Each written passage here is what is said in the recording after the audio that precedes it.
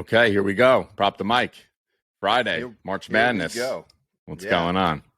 Day 2 of March Madness. Yesterday was a lot of fun. Representing Princeton. Oh, I thought that was some minor league baseball team or something. No, that's Princeton. That's what a win, Princeton. huh?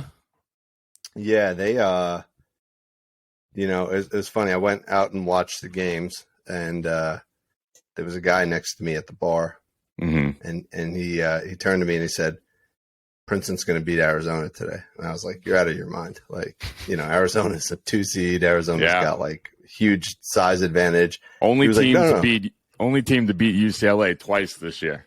Season. Yeah. Yeah. A lot of people had him in their Final Four bracket. Yeah. So what did he say? So I said, all right. He's like, yep, the backdoor cut. They're going to run a little box and one. I'm like, I don't know if anybody plays box and one. But anyway, he turned out to be right. And then he left. I never saw him again. So I kind of wished he stuck around so I could get more picks from him. Yeah. The box and one. That reminds me of that was Nick Nurse deployed the box and one in the finals against the Warriors. That whatever year that was. I remember that was all the news. But, yeah. It's typically a high school defense. Yeah. But all right, let's dive into tonight. All right. There is NBA going on despite all this March Madness. Yeah, nice big slate too. Yeah, not bad.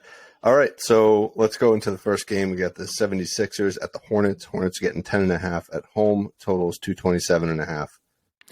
What do you like here? What do I like? Nothing. I'm staying away from the Charlotte side. Nothing really popping defensively against Philly, but we got a couple for Philly going up against Charlotte here. So Embiid has a phenomenal matchup in this game. His point line's 34.5, super high, but he's done it in 4 or 5, averaging 38. He's done it in his last 5 of 6 on the road, averaging almost 37. And he had 53 points against the Hornets on December 11th. Yeah, 53 points, 12 rebounds. So yeah, monster game. Yeah, I was looking at both his rebounds and his points. It's hard to get excited about a 34.5 point line. But, I know.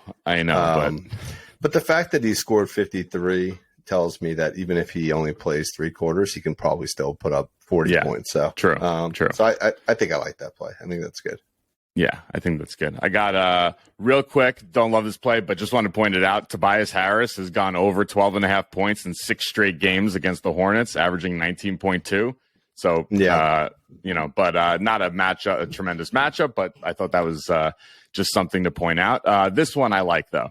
So you have a nice matchup here for off-ball guards like D'Anthony Melton. So I like his point line, 6.5 points. He's done this in 8 of his last 10 when he's played 15-plus minutes, averaging 9.8. He's done this in 8 of his last 10 on the road when he plays more than 15 minutes, averaging 10.3. He's done this in 4 straight against Charlotte, averaging 12. And if you want to just look at the 2 games against Charlotte this season, he's averaging 16 points in the 2 games against Charlotte this season. Yeah, not bad. Yeah, I was looking at him.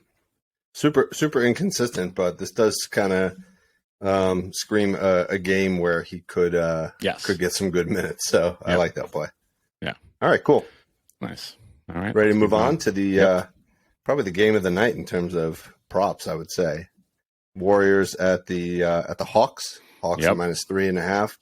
Total is 248. So that's got to be maybe the highest in the season. Wow. Yeah. Wow. Green is out. Draymond Green is out, and Andrew Wiggins is still out. Yeah. Looks like the Hawks pretty much have everybody. Yeah. So let's start on the Atlanta side. I had more on that side. So you have this kind of was weird, but you have a real nice matchup for John Collins here in this game. I like his points. It's 11.5 points, minus 109. He's done this in his last 3 of 4 games without your boy Jalen Johnson, and that's playing 17 plus minutes, which is not an issue for Collins. He's also done this in his last 3 of 4 on 3 days rest, averaging 17 points. And the last 2 times he played Golden State, he had 25 and 19. So something about John Collins, and he plays Golden State well. Also with Draymond out, I like that even more. No Draymond defense there. So I like that.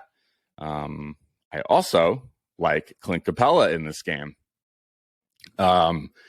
So Rolling Cup bigs, both rebounds and assists, one of the best matchups to target against Golden State. So I like his rebounds, I like his assists, and I like his rebounds plus assists. So very interesting here. So 10.5 rebounds. He's done in 4 of 5. Who knew Jalen Johnson had such an impact on the Hawks? 4 of 5 without Jalen Johnson, averaging 12.8.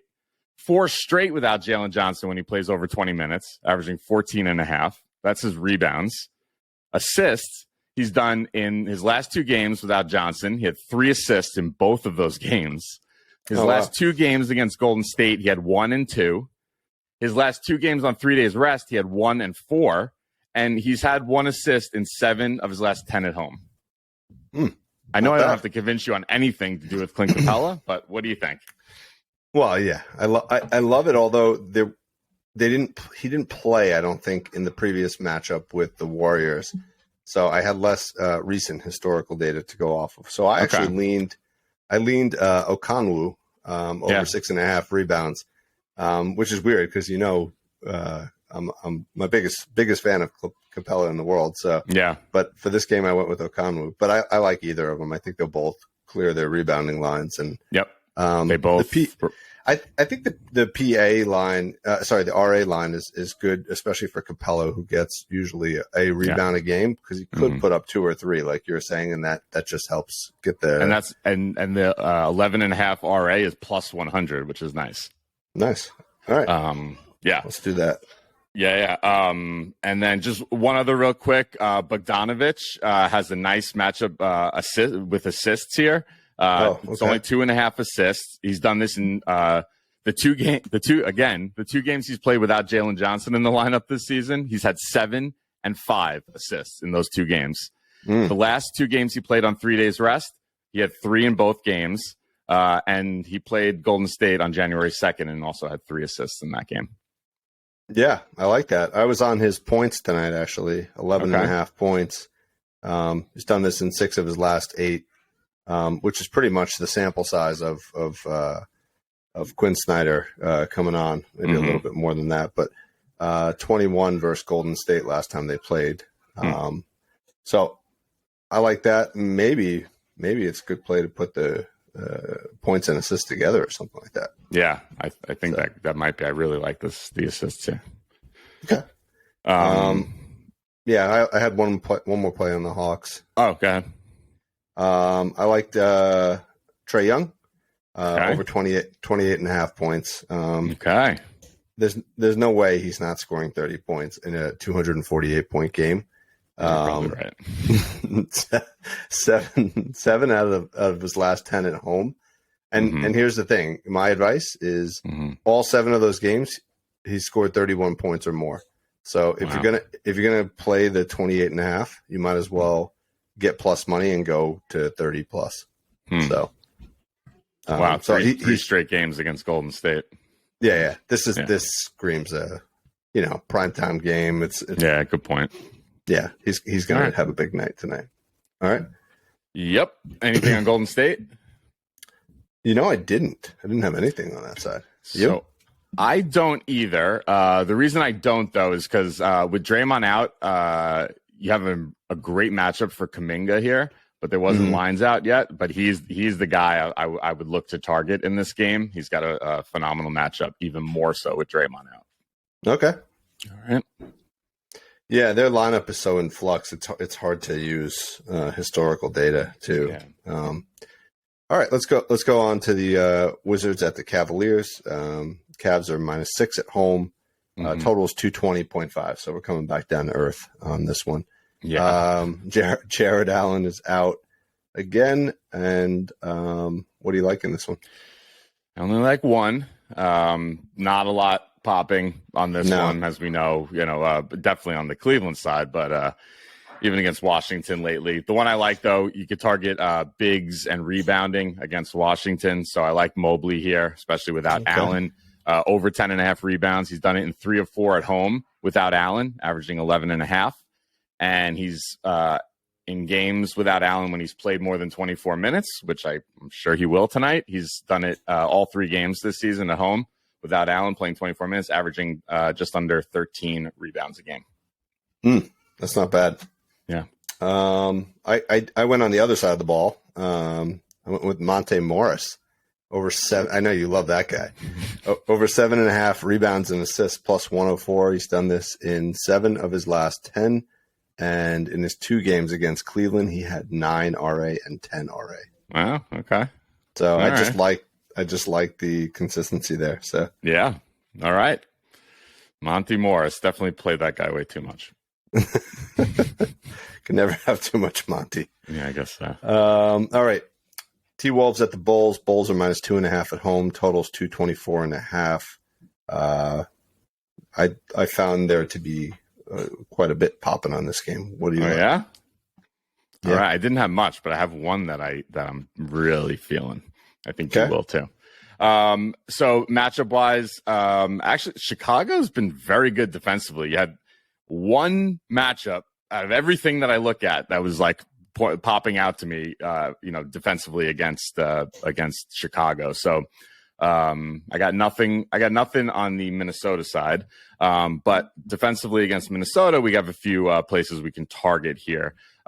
Points, Vus, big on-ball bigs is a good target here. Points, it's 17.5, minus 130. His last 2 games against Minnesota, he had 23 and 26. And his last 3 games overall, 20, 18, and 25. So it just seems like he's trending in the right direction here. Seems like DeRozan's back a little healthier, playing. He had a big game last game, so I think that helps Vus out. And I like that. Okay, you ready for my sneaky one? Yeah. Okay, Pat Bev, 4.5 rebounds. Oh yeah, he had like 10 rebounds the other day or something, didn't he? His last. These are his last games: 11, 10, 6, 6, 2, 10, 7. Are you kidding me? How many minutes double-digit rebounds 3 times in his last 7 games? Yeah, and this is a good matchup for rebounding too. Dude, on-ball guards are averaging 5 rebounds a game versus Minnesota since the trade deadline. He was on Minnesota last season, so you have the revenge narrative. And Pat Bev's, there's not too many better guys for a revenge narrative than Pat Bev. He played Minnesota once this season, back when he was still on the Lakers. He had 6 rebounds in that game. And Alex Caruso is still questionable for this game. He didn't play on Wednesday. That's and Pat Bev had 11. Huh? Yeah, that's probably why he got all those extra rebounds. But he also, the game before Caruso played, and he had 10. So, I'm looking at what a Pat Bev double would be. There you go, baby. Now we're talking. That could be nice. That could be real nice. Yeah, I like that. I have a feeling he'll get double rebounds, but not double. It might be a double rebound assist, maybe. Could be. That's all I got. Good. I love that sneaky play. I usually find those ones. It's good that you got that. I liked a couple plays here. I like DeRozan over 23.5 points. I think he's just coming into form. Minus 122. He's done this in 3 of his last 5, but his 2 games against Minnesota this season, he had 35 and 29. So early in the season, though, right? Yeah, it was early in the season, but I feel like in the last couple of games, he's playing like he was early in the season. Yeah, so I think he's back. I'm just looking. These aren't necessarily comparable positions, but just big games against Minnesota of late. Jaylen Brown had 35 points. Trae Young had 41. Dinwiddie had 29. Maxey had 27, and Fox had 25. So obviously, kind of an array of positions, forward down to guard, mostly guards there. But but I just think this team is very capable of giving up a big game. So it's probably going to be him or Levine. But I feel like I was just going to say, I think that might be a night where you put a bet on both DeRozan and Levine to score 35 plus, individually, and one of them's doing it, Yeah, it feels that way. I also kind of liked Levine assists over 3.5. He's done this in 5 straight games, and which I think got me on a theory, like, does Levine assists go up when DeRozan scoring goes up? It would make a lot of sense, right? Yeah. Mm-hmm. So I actually looked at the 32 games in which DeRozan scores 24 points or more, right? So he's done that in 32 games so far this year.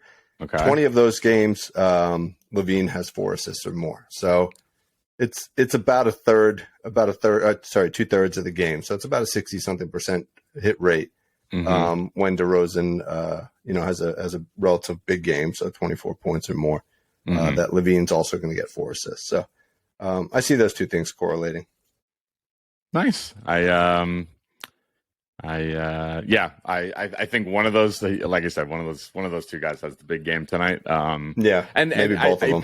It probably works in reverse too, because DeRozan will have some big assist games as well. And I wonder if there's probably a correlation in reverse as well. Definitely. All right, let's move on. We got the Pels at the Rockets. Rockets are getting 5.5 at home. Totals 230.5. All right. Not a lot popping out defensively against New Orleans, especially scoring wise. There's some matchups, rebounds, and assists, but nothing that matches up to Houston's roster. So I got nothing on the Houston side. I got one on the New Orleans side here.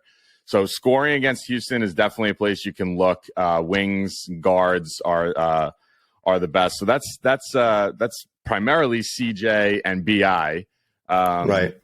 But I just couldn't get to anything on either of them. They've been both kind of up and down, and nothing was really appealing. But there was one guy, another wing, Najee Marshall, who I think is in a great spot here. So he had a monster game last time out. His line's 6.5 points. He's done this in 7 of 10 overall, averaging 8.2. He's done this in 9 of 13 on 2 days rest, averaging 10.7. Here's the good one. He's done this in 7 of 8 games this season without Jose Alvarado in the lineup. He's out again tonight, averaging 9.8 points per game without Alvarado. And his last 3 games against Houston, when he played more than 15 minutes, which he will tonight, 16, 17, and 14. He's averaging 26.3 minutes per game this month. So 15 is not a problem for him at all. Yeah, I'm looking. That's what I was just looking at. Yeah, I mean, he cleared this in only 16 minutes against the Lakers, right? Game before he had 28 minutes, 36 minutes, 25 minutes, 21. So he's getting really good run. Yeah, this is a no-brainer. Yeah, I think so. Especially against the Rockets. I love that. Yeah. All right, cool. Very nice. Good find. Thank you. I had nothing in this game. I literally went up and down the props for 20 minutes on this game. Couldn't find anything, so I just passed. I'll tell you right now, either McCollum or Ingram is having a big game, I feel like. I don't know which one it is, and but one of them is just primed to just crush Houston here. Yeah. The Rockets are playing well, too, of late, so let's see. Yeah. All right, we got the of late, meaning like the last 2 games. All right, next we got the Grizzlies at the Spurs. Grizzlies are without Morant still. Spurs have pretty much everybody back from their little break the other day. Spurs are still getting 9 points at home, and I think I know what matchup you're going to go with, but total's 234.5. So one matchup was just screaming here. Bigs? Yeah. Against the Grizz? Against Memphis. Yeah. Zach Collins? Zach Collins, baby. Yeah, so, that's what I went with, too. On all 3 categories, points, rebounds, and assists, it's like a top 2 or 3 matchup in all 3 stat categories here. So I like his par for that reason. It's 25.5. He's done it in 4 of 5 overall, averaging 30.5. He's done it in 4 straight if you look at games where he played 22 plus minutes, which I'm sure he will. He's averaging 29.3 minutes per game since the trade deadline when they got rid of Pirtle. So he's going to do that for sure. He had 30 par against Memphis on January 11th when Pirtle was still playing. He's done this in 5 straight games at home when he plays 25 plus minutes, averaging 33 par. Let's get it. Yeah, I like that. I went with his rebounds just because it was the most compelling out of the different stat categories. 7.5 rebounds. He had 6 rebounds in the first time that he played against the Grizzlies. I don't know when that was, but certainly before the trade deadline. But he had 6 rebounds in 16 minutes. Second matchup, he had 12 rebounds in 22 minutes. Yeah. So I think that was the January 11th one. Yeah, exactly. 5 of his last 10, so that's why you're getting a lower line because he hasn't hit on this very often, only half the time. But in their homestand, remember they were on the road for a month. They came back and they've been at home for now 5 straight games. Yeah, which are the 5 probably that he cleared the par. He's hit this in 3 of 5 at home. I also looked just recently a couple standouts. Plumlee and Zubac both had 9 rebounds against Memphis in the same game.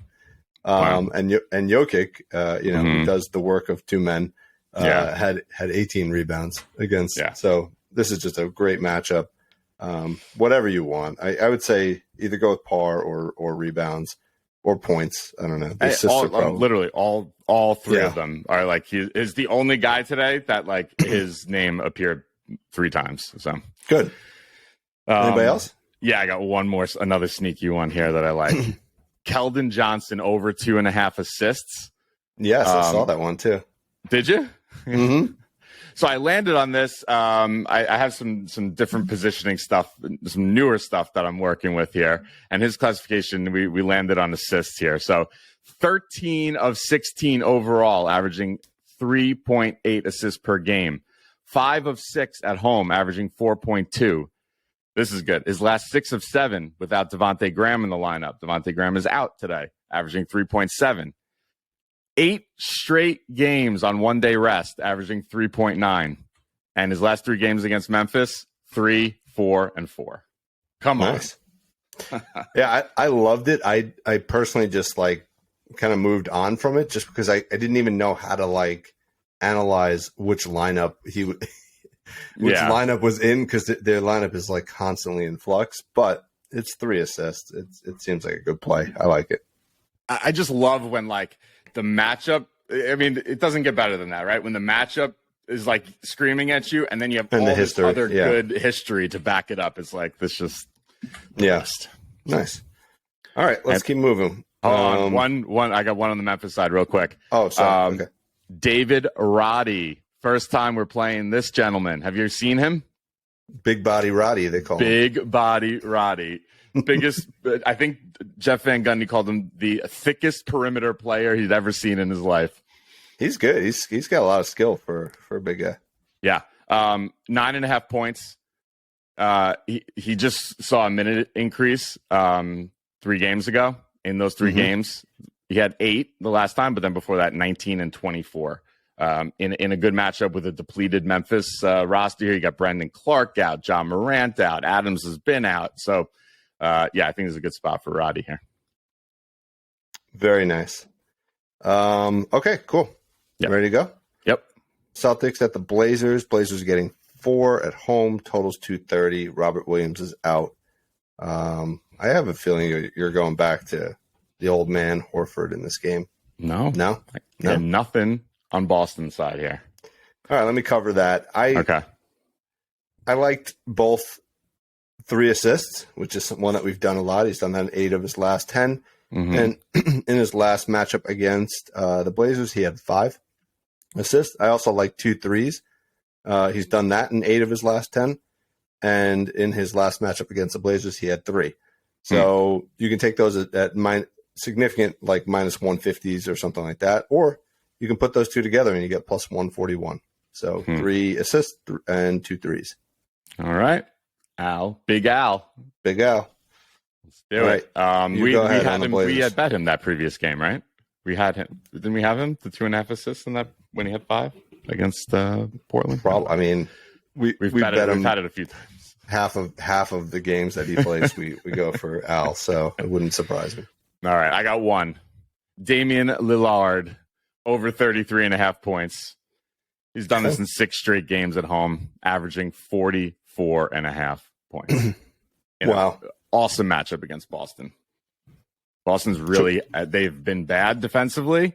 I think they've lost they've lost like, I don't know what, they've lost a lot recently, whatever it is. And he has guards have just been scoring at will, it seems, against Boston. So. Yeah, I mean, even the Rockets were dominating Boston the other day. Mm-hmm. Okay. Maybe we should just parlay Lillard 33.5 and Embiid 34.5 and just say this is the big boy, or just put them both to get 40 points because they probably both that would be good too. That's the play. That's the play. Yeah. All right, is that it for that one? Yeah. All right, last game we got the Mavs at the Lakers. Lakers are -5.5 at home. Luka's out still. I think Kyrie will play, right? Maybe he's questionable, but I would think there's only like 10 games left in the season, so right. Total is 226.5 in this game. What do you like here? All right, against Dallas, they went from like a team that we never played anybody against to now lots of matchups popping off here. So I like your scoring wise. Guards have a nice matchup here. So Russell and Schroeder. I like both of those guys. I think I'm leaning Schroeder, though. I like his points, 11.5 points. He's done this in his last 6 of 8 at home without LeBron, averaging 17.6. And he played Dallas with a LeBron-less Lakers on February 26th and had 16 points in that game. Yeah, I wasn't sure. I didn't really have the time to dive into him, but I wasn't really sure the impact of Russell on Schroeder. And whether or not that's skewing any of that. So I mean, he seems to have. I mean, he's done in his last 6 of 8 games, right, without LeBron. So that includes Schroeder or not. You know, I don't know. That includes Russell. You mean, right? I mean Russell. Yeah. So okay. So I like that. Don't love it like some of these other ones today, but I think it's a good matchup. We can take advantage of here. I also like so Anthony Davis, bigs have a nice rebounding matchup against Dallas here. Unfortunately, his line's 13.5, but I think I still like it. He's done this in 12 of 15 without LeBron, averaging 15.7 rebounds, and in that February 26th game, he had 15 against Dallas. Yeah, he had 15 rebounds and like 30-something points, right? Yeah. Like he dominated them. So, okay, good. I got one. What about? Sorry, go ahead. What about Reeves over 12.5 points? Oh, I had assists, but yeah, I like his assists too. I thought about doing the points and assists, but just on his points, 8 of 10 in home games without LeBron. So pretty compelling there. And in his 2 games versus Dallas, he had 16 in one and 9 in the other, but both of those were on the road. So seems like a good, I don't know. It feels like at some point he's going to run out of gas because he's been really hot of late. But this still feels like a good matchup for him. Yeah, I think it is. The reason I landed on the assists is because you had so off-ball wings, which is Beasley and Reeves for the Lakers, just have a really nice assist matchup for some reason. Okay. So against Dallas, and that's just since the trade deadline. So his assist line was 3.5. He's done this in 8 of his last 10 overall, averaging 5.3. He's done it in 6 straight, averaging 6. All those games without LeBron. So I think he's in a pretty good spot. I mean, maybe even with the points there, maybe we look at points and assists too, but I think this is a pretty good one. It is a little infuriating going with a guy who like comes in like 7 or 8 minutes into the first quarter, though. You know what I mean? Mm-hmm. I know. You know what I mean? It's like the clock is just ticking, and you're just like waiting to get your opportunity. But he's very productive when he comes in and plays with the second unit. So he kind of runs the show there. So, and then good. Just real quick, Beasley as well. It's only 1.5 assists, but in games where he's played 24 plus minutes against Dallas, which is several because they were in the same division for a while. He's done in 5 straight games against Dallas when he played more than 24 minutes, averaging 3.2 assists. I didn't even know he passed the ball 2 times in the game. Yeah. So he's in the club. He is in the club. He is in that club. Fire away club. Mm-hmm. So, all right, cool. Nobody on the Mavs side, right? Yeah, there were props out. Oh, you do have somebody. There was, yeah. This is so. Maybe we'll put these two. Maybe we'll put Malik Beasley 1.5 assists with Reggie Bullock 1.5 assists. Oh, he's done this in 8 of 10 games without Luka, averaging 2.5. He's done in 8 of 9 on the road without Luka. He had 6 against the Clippers. And why do I say that? That was on February 8th. That's a revenge game. That was the team he broke into the league with. Now he's playing the Lakers, who he was on a couple of years ago. So now he's got this other, maybe he gets up for his old teams, And the last 3 times he played the Lakers, he's cleared this in 2 of them. He had 2 assists, 0 assists, and 4 assists. The last 3 times he played the Lakers. So. Yeah, and if Kyrie plays, that's you got to figure that only helps, right? That would help, yeah, I would think, yeah. Because I don't know. I mean, assists are a bit lucky when you're talking about these guys who are not the primary ball handlers. But yes, but when you have no Luka though, right? I mean, that changes the game from 8 of 9 without him. So. Yeah. And it's hard for the books to set the lines because they don't have a lot of historical data either. So good way to take advantage. Nice. Yeah. All right, cool. I think that does it, right? That's it. We made it. I'm not going to go back to a game that we already called, but I did have a play on Kispert today. Uh-oh.